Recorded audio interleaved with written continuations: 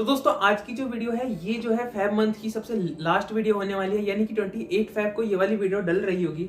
And इसका जो topic है ये बहुत ज़्यादा इंटरेस्टिंग है एंड आपको पसंद जरूर आएगा। एंड आपका काम है कि इस वीडियो को वायरल करना है। तो आप किस तरीके से करेंगे वो आपके ऊपर में है। बाकी मैं आपको बता देता हूँ कि किस तरीके से हम जो है आज की वीडियो को बनाने वाले हैं। अब देखिए यहाँ पर जो है मैं क्या करने वाला हूँ, यहाँ पर जो मैंने एक आर्डिनो ले रखी है। आगे बढ़ने से पहले मैं बता दूं कि मेरी जो आर्डिनो थी वो बीच वीडियो में ख़राब हो गई थी। दैट्स वाई मैंने यहाँ पर जो है नोड एमसीयू को यूज़ किया था।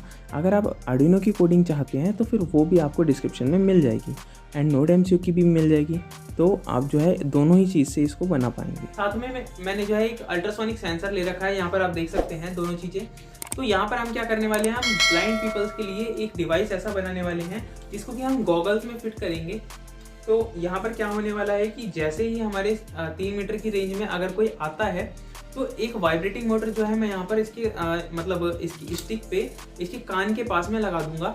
यानी कि वो क्या करेगा कि जैसे ही मैं इसको चश्मे को लगाता हूँ, अगर मेरे 3 मीटर की रेंज में अगर कोई है तो फिर ये जो है वाइब्रेट करना स्टार्ट कर देगा। यानी कि हमारी जो मोटर होगी वो वाइब्रेट करना स्टार्ट कर देगी।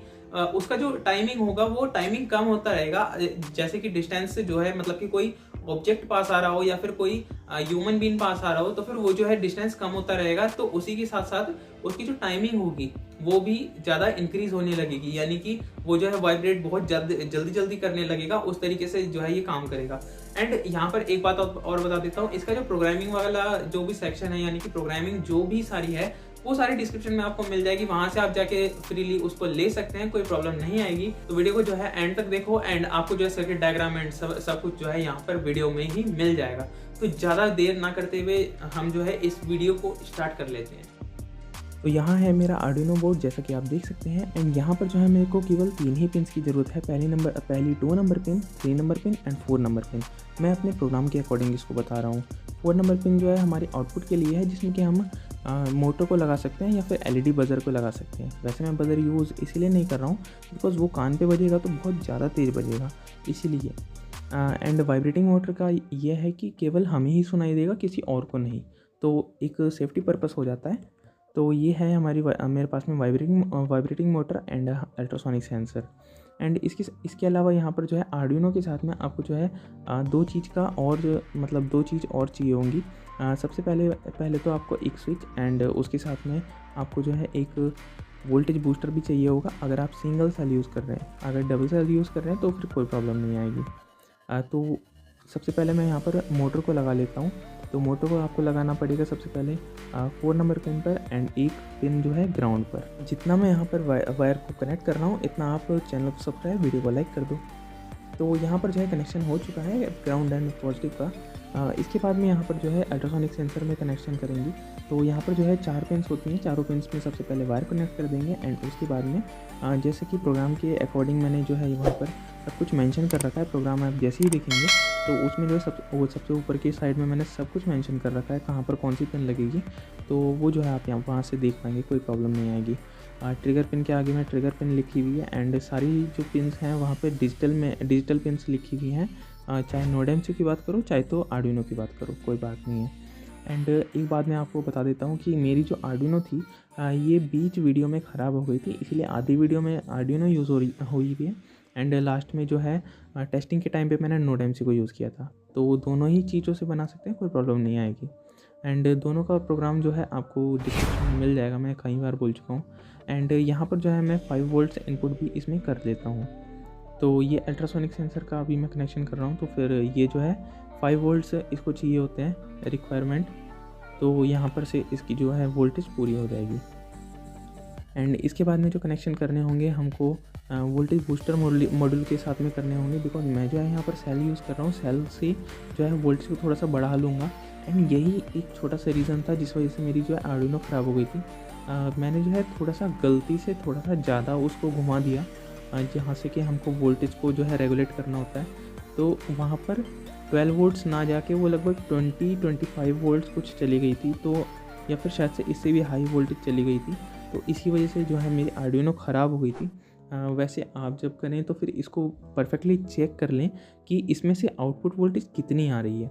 तो उसके बिना आप जो है इसको बिल्कुल भी ना लगाइएगा मतलब आर्डिनो के साथ में, बिकॉज मैं जो है इसको ठीक करते करते भी मतलब ठीक नहीं हो पाई है, बिल्कुल भी ठीक नहीं हो पाई। मैंने काफ़ी कोशिश करी इसको ठीक करने के लिए। तो यहाँ पर जो है मैंने एक इस तरीके से इलास्टिक का बना रखा है ये, तो यहाँ पर जो है सेल लग जाता है। ये वैसे मैंने आर्डिनो के लिए बनाया था, तो यहाँ पर जो है सेल की क्योंकि हमको ज़रूरत पड़ रही थी। एंड नोड MCU में जो है लगभग 5 वोल्ट्स आपको इनपुट करने पड़ेंगे। तो ये वाला जो सेल है ये यहाँ पर वर्क नहीं कर रहा है, क्योंकि यहाँ इसमें जो है केवल 4 ही वोल्ट्स आते हैं, या 3.7 वोल्ट 4 वोल्ट्स के अप्रॉक्स आते हैं। तो ये जो है वर्क नहीं कर रहा था। दैट्स वाई मैंने जो है फ़ोन की बैटरी को यूज़ किया था, यानी कि फ़ोन को यूज़ किया था। फ़ोन में जो है मैंने OTG को कनेक्ट करा एंड एक वायर जो है मैंने इसमें कनेक्ट कर दी, तो फिर ये जो है चल गया था। एंड अभी जो है अपना पूरा गॉगल रेडी होने ही वाला है, देख सकते हैं यहाँ पर अभी आप। तो यहाँ पर जो है स्टिक वगैरह सब मैंने चिपका दी है, यहाँ पे इलास्टिक जो थी वो मैंने चिपका दी थी। एंड यहाँ पर आप देख सकते हैं कि मैंने जो है वोल्टेज रेगुलेटर लगा रखा है, यहाँ पर स्विच भी इसके साथ में लगा रखा है, जो कि बैटरी की सीरीज़ में मैंने लगा रखा है, यानी कि ना कि आउटपुट के सीरीज़ में।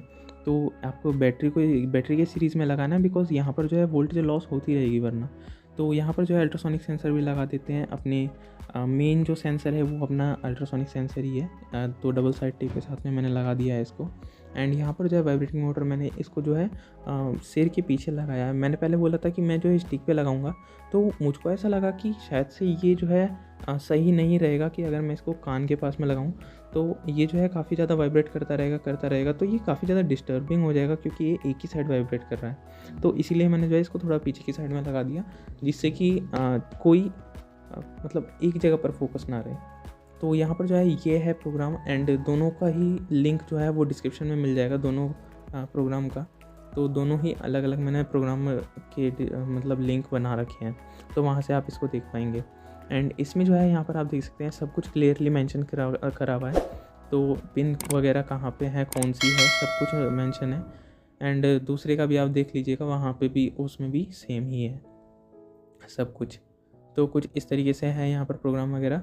एंड इसके बाद में टेस्टिंग देख लेते हैं। तो यहाँ पर जो है वाइब्रेशन होगी, दैट्स वाई मैं जो है यहाँ पर अभी शांत हो जाता हूँ, एंड आप जो है इसको सुन सकते हैं। हेडफोन लगा लीजिए, तब जाकर आपको समझ में आएगा सही तरीके से। बाकी इसमें LED भी ऑन हो रही है, तो उससे भी आपको दिख जाएगा।